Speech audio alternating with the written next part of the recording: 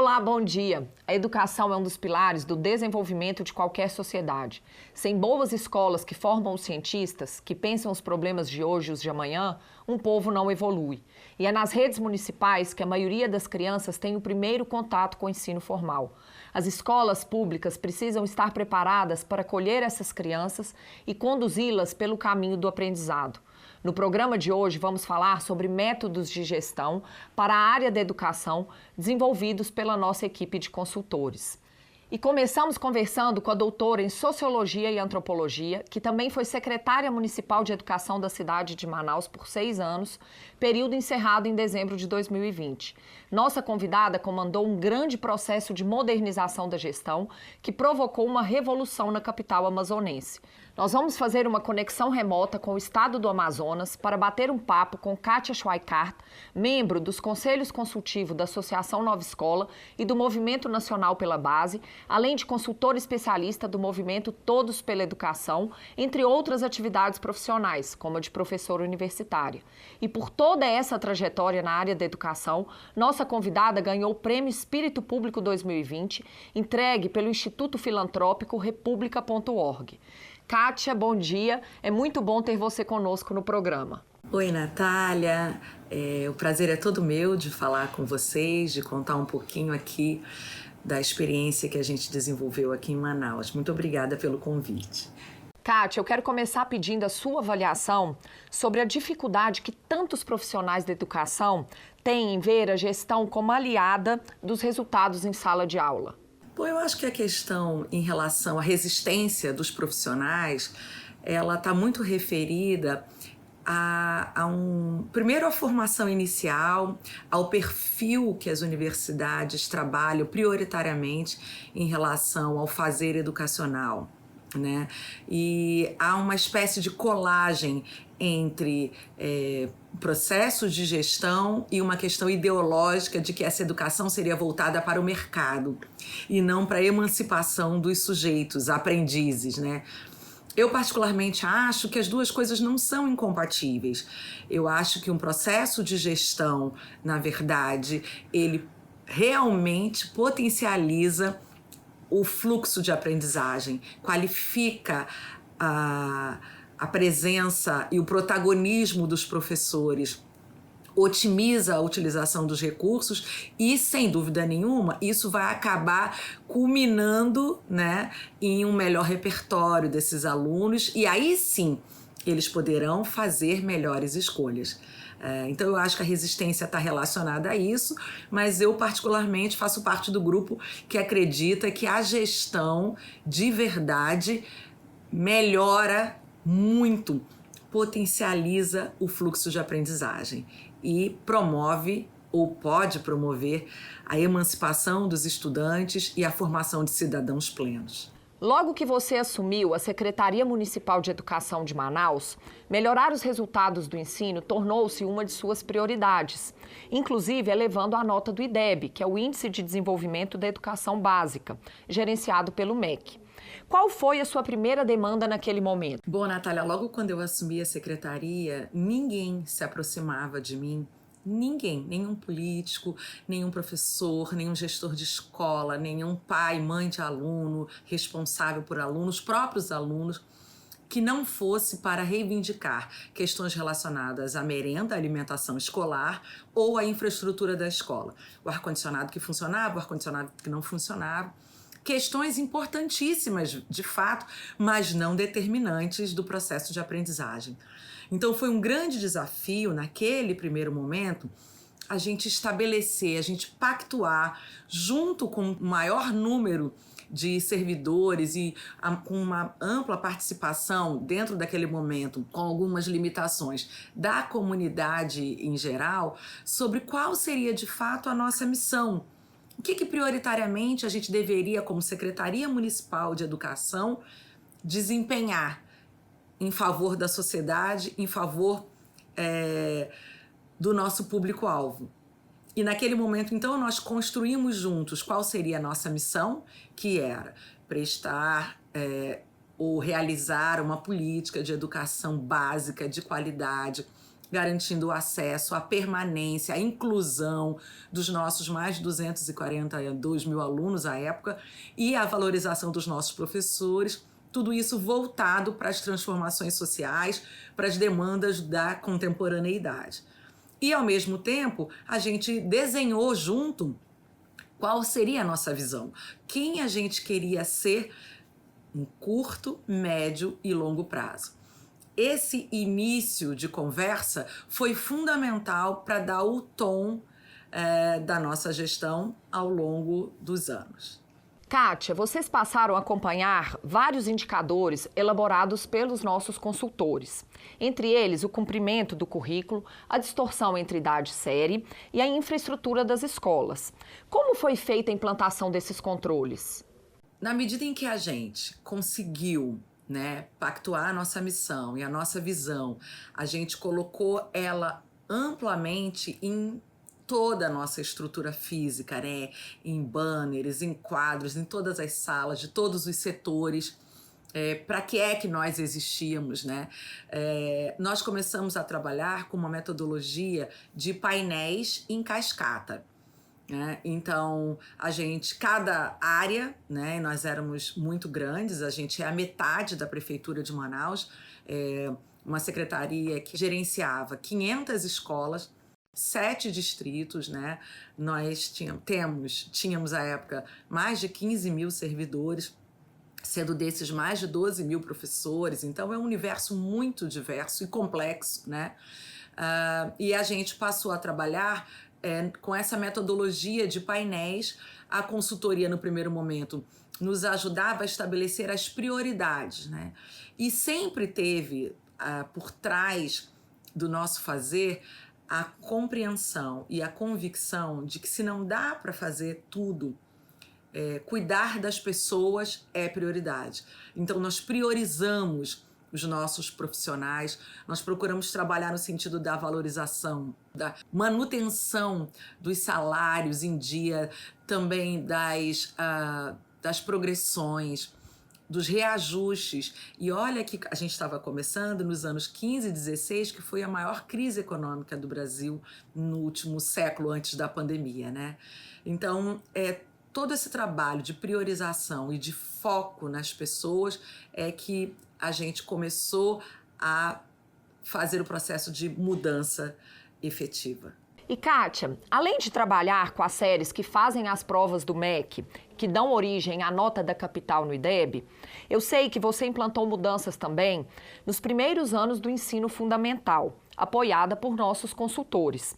Que resultados essa iniciativa trouxe? Sim, é verdade, porque quando eu assumi a secretaria em 2015, o município já havia contratado o Instituto Áquila para nos ajudar nessa consultoria de gestão. Já havia também um processo no município de reconhecimento, de valorização, de premiação de professores e escolas que batiam a meta do IDEB.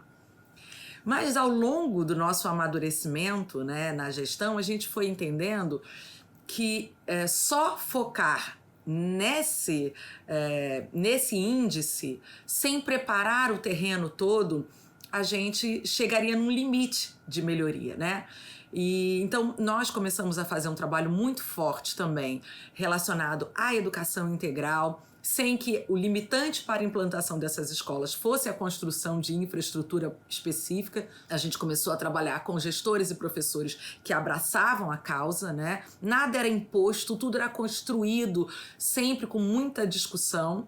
E nós passamos a fazer um trabalho muito forte na educação infantil.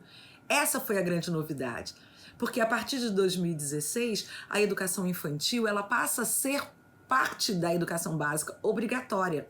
As crianças passam a ter que estar na escola a partir dos 4 anos. E aí a gente passou, então, a construir uma metodologia para também premiar, valorizar as escolas e os professores que atingissem metas de desenvolvimento das crianças, de introdução já ao processo qualificado de aprendizagem, o processo qualificado acadêmico dessas crianças a partir dos 4 anos. E nós, então, instituímos uma premiação para as escolas de educação infantil também. Um aspecto muito interessante desse processo de mudança é que você não deixou ninguém da equipe de fora.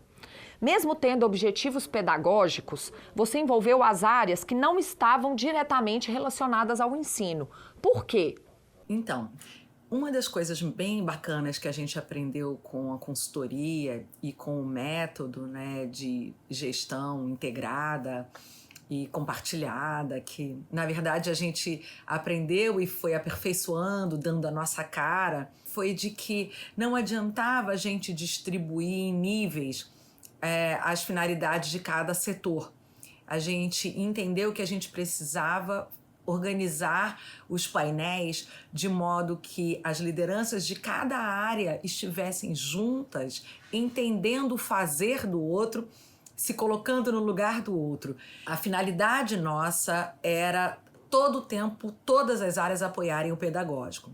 Mas nos painéis pedagógicos estavam presentes o pessoal da engenharia, do planejamento, da logística, da merenda, e também o pessoal pedagógico participava dos painéis financeiros, dos painéis de logística, e assim a gente foi estabelecendo as nossas prioridades, compartilhando problemas e compartilhando também as soluções. Foi muito bacana, foi um momento de muito aprendizado. E a gente incorporou o que de fato era o DNA de uma Secretaria de Educação, né? Ser uma grande comunidade de aprendizagem. Eu acho que isso a gente conseguiu fazer pelos nossos métodos e estratégias de gestão. Kátia, a maior parte da população manauara está concentrada na capital, mas milhares de famílias moram em vilarejos na floresta amazônica. Como todas essas mudanças chegaram até as escolas mais afastadas? Sim, embora Manaus seja uma cidade com mais de 2 milhões de habitantes e a gente seja a terceira maior rede de educação básica no Brasil, com mais de 500 escolas, né? Atualmente a rede conta com mais de 250 mil alunos. Naquela época em que nós estávamos à frente, né, até o ano passado, nós tínhamos sim um trabalho muito integrado, onde todas as estratégias de gestão, planejamento e acompanhamento e monitoramento, assim como avaliação das ações, chegavam a todas as nossas escolas. São 84 escolas rurais e ribeirinhas, 4 escolas indígenas, e todos os gestores e professores participavam dos mesmos processos de formação. Eles também pactuavam metas, também buscavam resultados. Claro que eram apoiados por nós, eram apoiados pelo Distrito Rural, considerando as suas particularidades, as suas peculiaridades, os seus desafios, mas eram oportunizados aos alunos e aos professores as mesmas ferramentas, os mesmos materiais e também as mesmas estratégias de gestão. Isso foi muito importante para que a gente tivesse sempre esse espírito de rede e os resultados fossem obtidos pelo nosso conjunto, pelo nosso coletivo, e os problemas também fossem compartilhados por todos nós. Kátia, muito obrigada. Eu agradeço demais pela disponibilidade e por todas as experiências que você compartilhou conosco. Eu desejo sucesso na sua caminhada em prol da educação do nosso país. Muito obrigada. Bom, Natália, muito obrigada a vocês pelo convite. Verdade, sou eu que agradeço a possibilidade de seguir inspirando e motivando outros gestores públicos a fazerem a diferença. Eu acho que o povo brasileiro precisa disso e merece uma gestão pública séria, honesta, comprometida e de qualidade, especialmente quando a gente está falando de educação. É assim que a gente vai melhorar o Brasil. Obrigada, gente. Essa conversa sobre gestão na área da educação vai continuar no próximo bloco. Nós vamos receber aqui no estúdio do Gestão com Identidade a consultora especializada no assunto, Amanda Godoy. Fique por aí. Até já!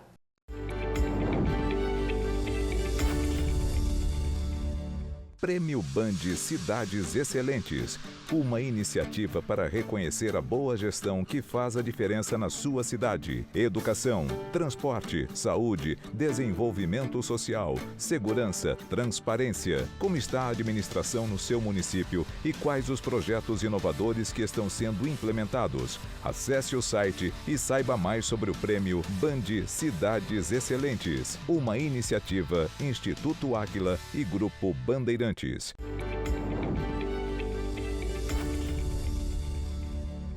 As técnicas de gestão podem ser aplicadas tanto nas empresas privadas quanto no setor público. Se os líderes querem evoluir, a evolução acontece. Mas se eles têm medo das mudanças, qualquer ajuste se torna muito difícil. Pela minha própria experiência como consultora, eu te garanto que a gestão bem feita cria oportunidades que nunca apareceram antes. No programa de hoje, estamos falando sobre a gestão no setor da educação e você vai saber mais sobre o IDEA, Índice de Desenvolvimento Educacional Áquila, que integra o pilar de educação do IGMA, e sobre um sistema de gestão na educação criado por nossos consultores. No primeiro bloco, você conheceu o case da Secretaria Municipal de Educação de Manaus, capital do estado do Amazonas, onde nossos consultores trabalharam. E agora vamos conversar com a consultora Amanda Godoy, que atuou neste projeto da área pública e que ajudou a desenvolver o Índice IDEA. Amanda, bom dia, seja muito bem-vinda ao programa. Bom dia, Natália. É um prazer estar aqui, fico muito feliz da gente poder ter um espaço para falar sobre educação, que é um tema tão importante, né, para o desenvolvimento do nosso país e que acaba impactando em outras áreas como saúde, criminalidade e distribuição de renda. Então, é essencial a gente discutir mais cada vez sobre educação. Concordo. Amanda, no primeiro bloco a gente viu na conversa com a Kátia que a Prefeitura de Manaus queria melhorar as notas da rede municipal no IDEB. E para isso você se reuniu com o então prefeito Arthur Virgílio para definir um planejamento estratégico para a Prefeitura. Resume para a gente, em linhas gerais, qual era a ambição da Prefeitura lá em 2014. Quando o prefeito nos chamou, Manaus ela se encontrava na 24ª posição no IDEB, no ranking dentre as capitais. E isso incomodava muito o prefeito, ele ficava indignado porque ele dizia como pode uma capital como Manaus, que na época era o 4º maior PIB do Brasil, ter um resultado tão pífio na educação. E isso deixava ele muito indignado e a gente ficava feliz com essa indignação em relação aos resultados de um indicador que representa a qualidade da educação, né, no Brasil. Porque a gente vê que, às vezes, muitos gestores, eles, quando assumem, eles acabam olhando para os meios. Por exemplo, eles vão olhar lá para a infraestrutura, então ele já chega, vou construir X escolas. Não que isso não seja importante, né? Isso é muito importante, proporcionar uma estrutura de qualidade é importante, mas isso não deve ser aquilo que tira o sono de um gestor, né, municipal. O que tira o sono dele tem que ser, os meus alunos eles não estão aprendendo, porque nem sempre uma escola com uma infraestrutura perfeita, ela vai garantir que o ensino seja de qualidade. E a gente viu isso muito na prática. Lá em Manaus, uma rede extensa com escolas ribeirinhas que ficavam a 6 horas de barco da Secretaria de Educação, escolas com infraestrutura precária, mas que tinham ótimos resultados e vice-versa também. E o porquê? É a gestão. O que faz a diferença é a gestão e o foco naquilo que realmente importa, que é oferecer um ensino de qualidade. Então, ele colocou a ambição de estar entre as 10 melhores, sair da 24ª para estar entre as 10 melhores capitais no resultado do IDEB, tanto nos anos iniciais quanto nos anos finais. E o melhor de tudo, Natália, é que nós alcançamos e superamos essa ambição. Então, em 2017, tanto nos anos finais quanto nos anos iniciais, Manaus ficou em 9º lugar. Um resultado e tanto em pouco tempo. Em pouco tempo. Amanda, o projeto na Prefeitura de Manaus se estendeu por vários anos. Eu sei que uma das primeiras ações foi criar multiplicadores entre os servidores da Prefeitura para levar adiante todas as mudanças que seriam realizadas e implementadas. Sim. Qual que era o perfil que vocês procuravam para essa função? Então, Natália, nós não íamos ter braços para alcançar as cerca de 500 escolas da rede. Então, a gente propôs, né, uma seleção de pessoas da própria rede ali, de servidores que estavam lotados na escola, E eles poderiam participar desde que não tivessem nenhum processo administrativo e que fossem efetivos da rede, para que esse conhecimento se mantenha, né, dentro da rede. E o perfil desejado eram pessoas com capacidade de liderança, com boa capacidade argumentativa, porque a gente sabia que eles iam enfrentar, né, algumas resistências, algumas barreiras quando chegassem lá na ponta para implementar a metodologia, pessoas com uma boa comunicação e resilientes, mas acima de tudo, pessoas apaixonadas por educação. Amanda, e exemplifica para a gente que tipo de atividade esses multiplicadores exerciam nas 5 escolas pelas quais eles ficaram responsáveis. A primeira atividade deles foi apresentar, né, o programa para toda a comunidade escolar e, posteriormente, auxiliar as escolas a atualizarem o seu projeto político-pedagógico, por exemplo, que é um documento que é solicitado pelo MEC, obrigatório pelo MEC, mas que as escolas elas fazem e guardam numa gaveta, esquece e aquilo lá fica morto dentro da escola. Então, uma dessas atividades é dar vida a esse projeto político-pedagógico, atualizar qual que é a missão, a visão de futuro, os valores dessas escolas. Uma outra atividade muito importante também é coletar os indicadores que iam ser trabalhados. O índice que a gente usa, o IDEA, eles eram responsáveis por coletar essas informações e alimentar esse indicador que ia dar base para todo o trabalho, para fazer planos de ação com as escolas e acompanhar, né, o resultado desses planos e desses resultados frente às metas que as escolas tinham que alcançar.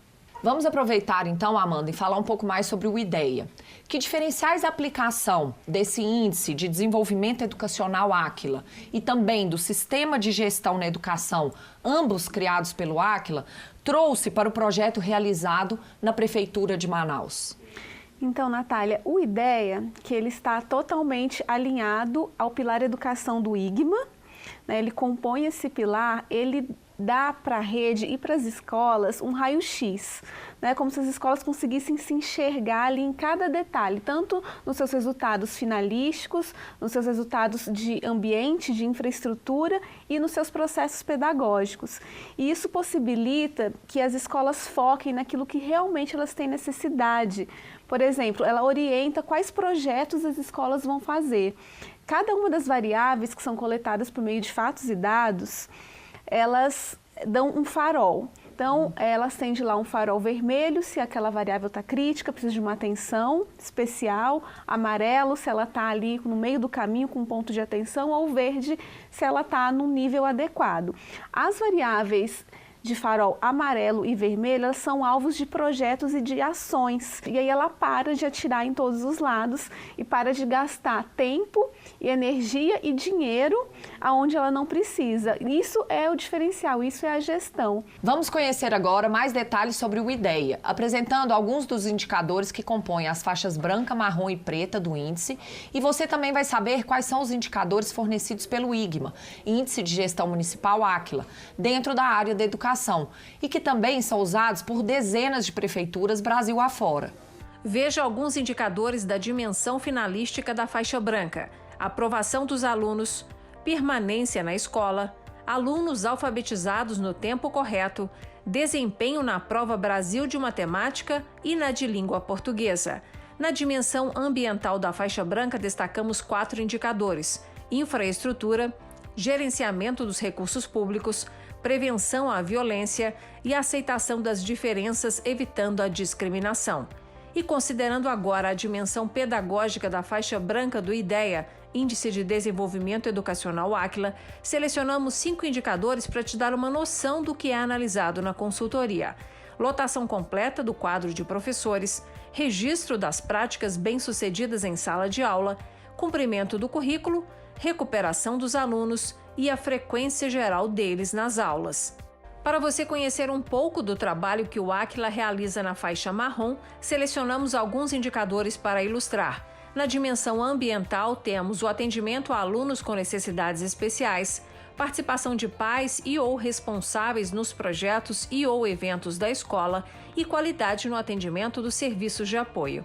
Já na dimensão pedagógica da faixa marrom do IDEA, o Índice de Desenvolvimento Educacional Áquila, temos a pontualidade dos professores, acompanhamento dos boletins dos alunos pelos pais e ou responsáveis e a atratividade das salas de aula.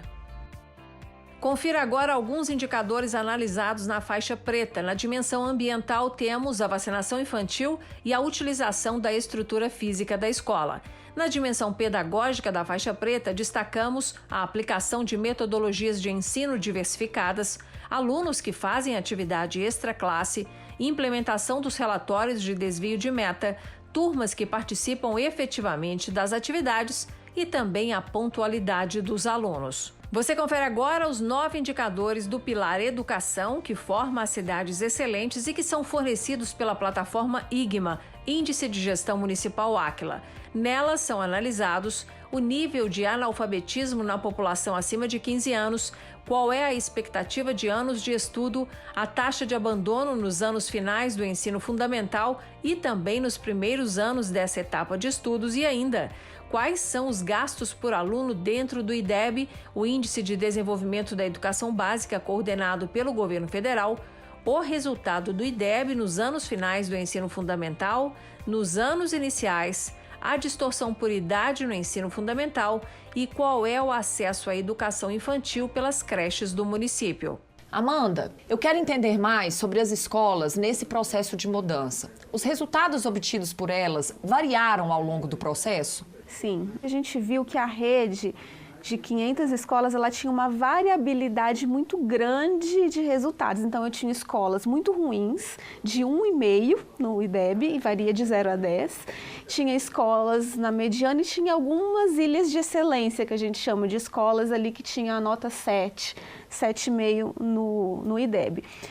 Ao longo do processo da implementação da metodologia, quando a gente foi medindo, a gente viu que essa curva ela diminuiu e essa média deslocou para frente. Então, a gente não tinha mais escolas muito ruins, a nossa média saiu ali de 1,5, a nota mínima, para 3, 3,5, e a gente deslocou para frente com escolas chegando até 8,5. No resultado do IDEB. E também a curva diminuiu, né? A variabilidade diminuiu. Então, a gente teve uma rede um pouco mais homogênea, né? Com resultados mais similares ali, de uma média melhor de resultado. Para um projeto dar certo, para o resultado acontecer, tem que ter a liderança forte e atuante, um conhecimento técnico e o conhecimento de gestão. Se esses 3 pilares eles não andarem juntos, o resultado ele fica prejudicado. Então, a gente via que nas escolas onde eu tinha um gestor forte, um gestor atuante, que dá o tom ali, que cobra o plano de ação, que cobra os resultados, eles despontavam na frente de outras que também melhoraram, mas não no mesmo ritmo que essas onde a gente tinha uma liderança forte. Nós temos falado muito aqui no programa sobre o Prêmio Band Cidades Excelentes. Nossos consultores, em parceria com a TV Band, estão analisando todos os 5.570 municípios brasileiros em várias áreas, e a educação é uma delas. Você acha que ao tornarmos público quais cidades merecem melhor nota de educação, isso vai proporcionar disseminação das melhores práticas? Com certeza. A gente vê por experiência que muitos gestores eles não conhecem os seus resultados e eles não param para se analisar frente a outros ali do mesmo cluster que eles. E isso prejudica um pouco essa questão de identificação de boas práticas. Então, o Prêmio Band Cidades Excelentes ele vai ser muito importante para chamar a atenção para isso, para eu começar a me olhar em relação ao outro e eu ver, poxa, tem um município aqui que está no mesmo cluster que o meu, que ele teve um bom resultado, eu vou lá ver, né? Vou lá investigar o que ele fez de bom. E outra coisa que é muito importante também é o que é uma boa prática, né? Porque às vezes a gente chega numa rede, a gente fala, você tem escolas com bom resultado? Quais são? Vocês têm boas práticas registradas? Temos, várias. Aí eles começam a falar de vários projetos e aí a gente pergunta, tá, mas qual o resultado que esse projeto deu? Aí ele, aí não deu resultado nenhum projeto. Então, ou seja, as pessoas têm que começar a entender que a boa prática ela está ligada à produção de resultados. E isso é o que toda a comunidade quer. Amanda, eu queria te agradecer muito pela entrevista e desejar muito sucesso nos seus projetos de consultoria. Até a próxima. Muito obrigada. Eu que agradeço, Natália, pela oportunidade de estar aqui falando um pouquinho sobre um tema tão relevante e tão importante aí para o nosso país. Ficamos por aqui. Para rever ou compartilhar nosso programa, é só acessar o YouTube da TV Band Minas ou do Áquila. Querendo falar com os nossos consultores, estamos acessíveis pelas redes sociais ou pelo nosso site. Semana que vem estaremos de volta com mais técnicas e cases de gestão para te ajudar a ser um gestor excelente. Obrigada pela audiência e até lá!